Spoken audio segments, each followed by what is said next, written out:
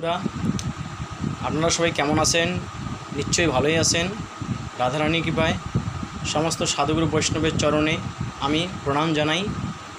আর আজকে যে বিষয়ে আমি বলতে যাচ্ছি, যে গীতার মধ্যে একটি শ্লোক বলতেছেন, সেখানে অর্জুন বিষাদযোগে যে কুলক্ষয়ে পণশান্তি কুলধর্ম সনাতন ধর্মে নষ্টে কুলঙ্কিতস্নাম ধর্মব বিভবুত্তত।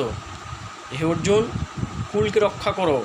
কুলকে যদি রক্ষা না করো, কুল ধর্মে অধপতন হয়ে যাবে, অধর্মের দিকে অধপতন হয়ে যাবে। যদি নিজের ধর্মকে যদি রক্ষা না করো, তাহলে ধর্ম বাঁচবে না, সবাই অধর্মের দিকে চলে যাবে। তাকে প্রথমে হচ্ছে আমাদেরকে ধর্মকে রক্ষা করতে হবে, ধর্মের পথে চলতে হবে। ধর্মকে আমরা যদি সময় না দিই, তাহলে কিন্তু আমরা নিজে অধপতন হয়ে যাব, সমস্ত পাপ কাজে লিপ্ত হয়ে যাব। যদি আমি কুলকে ধর্মকে রক্ষা যদি না করি, নিজের প্রতিবেশী সমস্ত মানুষের সমস্ত কল্যাণের জন্য যদি আমি ধর্মকে প্রচার না করি, নিজে যদি আমি অধার্মিক হয়ে যাই, তাহলে কিন্তু সব নষ্ট হয়ে যাবে, চারিদিকে অমঙ্গল হয়ে যাবে, চারিদিকে দুরাচার হয়ে যাবে, চারিদিকে অশান্তি, কত রকম অধপতন হয়ে যাবে। আমরা কেউ বাঁচব না, আমরা কেউ থাকবো না, সব অধর্ম ধর্মকে গ্রাস করে নেবে। তাই আমাদেরকে ধর্মের দিকে সময় দিতে হবে, ধর্মের দিকে আমাদের লিপ্ত হইতে হবে। যদি ধর্মকে সময় না দিই, তাহলে আমাদের কিন্তু বিনাশ হয়ে যাবে, অধর্ম আমাদেরকে শেষ করে দিবে।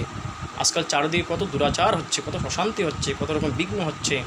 তাই এসব থেকে মুক্তি আমরা কি করে পাবো? ধর্মকে সময় দিতে হবে। একমাত্র আমাদের সমস্যা সমাধান একমাত্র ধর্মই করবে, গীতা করবে, ভাগবত করবে। তাই আমাদেরকে নিত্য সাধুসঙ্গ করতে হবে, নিত্য গীতা পাঠ শ্রবণ করতে হবে, নিত্য ভাগবত কথা শ্রবণ করতে হবে। শুধু গীতাকে সে লাল কাপড় শালুক কাপড় দিয়ে যদি ঢেকে আমরা যদি রাখিয়ে দিই, যদি কোনোদিন যদি গীতাটা যদি অধ্যয়ন না করি, আমরা যদি শ্রবণ না করি, যদি গীতা কোনোদিন পাঠ না করি, আমরা নিজে যদি বাড়িতে বসে যদি আমরা না শ্রবণ করি, নিজে যদি না পড়ি, শুধু লাল কাপড় এই শালুক কাপড় ঢাইকে শুধু পুজো দিলাম, তাহলে হবে না। কিন্তু গীতার মধ্যে জানতে হবে ভগবান কে, ভগবান কোথায় থাকেন, ভগবানকে জানতে হবে। যদি আমরা গীতা শ্রবণ না করি, ভাগবত শ্রবণ না করি, তাহলে আমরা ভগবানকে আমরা জানতে পারবো না, ধর্মকে আমরা জানতে পারবো না। ধর্ম একটা কী জিনিস? সনাতন ধর্ম কত সে আদি অনন্ত, সেই পূর্বের থেকেই আছে সনাতন ধর্ম। তাই আমাদের জানতে হবে, ধর্মকে সময় দিতে হবে। যাই হোক, আর বেশি কিছু বলবো না। সবাইকে আমার প্রণাম জানাই। রাধে রাধে, হরে কৃষ্ণ। আপনারা ভালো থাকুন, সুস্থ থাকুন, আর গীতা পড়ুন, ভাগবত পড়ুন, আর সাধু সঙ্গ পড়ুন। তাহলে আপনার মানবদেহ ধন্য হবে, আপনাদের মঙ্গল হবে। জয় রাধে।